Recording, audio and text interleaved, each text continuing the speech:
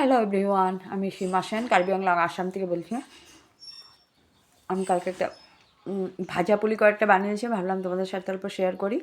আমার একটা ভিডিও হয়ে গেলো, অল্প অল্প রাত্রে তুলে রেখেছিলাম, ভাবলাম তোমাদের সাথে অল্প শেয়ার করি। সুজি দিয়ে খালি কাই করে বানিয়েছি। সুজিটা জল দিয়ে সিদ্ধ করে নিয়ে তারপরে কাই করে তারপরে বানিয়েছি। তারপরে নারকেলের পুর দিয়েছি এখানে, দিয়ে তারপরে তেলে ভেজেছি। দেখো খুব সুন্দর হয়েছে, খেতেও খুব ভালো হয়েছে, ভাবলাম তোমাদের সাথে অল্প শেয়ার করি। আশা করি তোমরা ভালো আছো, সুস্থ আছো। আমিও ভালো আছি, সুস্থ আছি।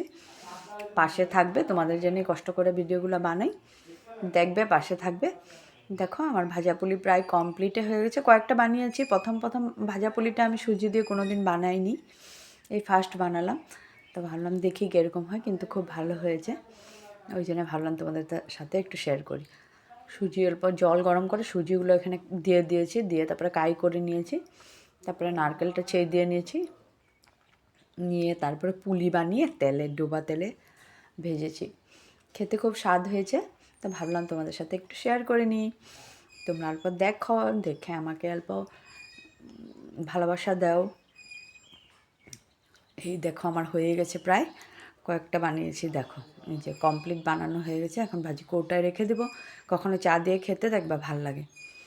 আমি অল্প চা খেয়ে ভালোবাসি, চা দিয়ে পিঠাটা খেতে খুব ভালোবাসি। এখন জন্য তাহলে টাটা, আবার দেখা হবে, ধন্যবাদ।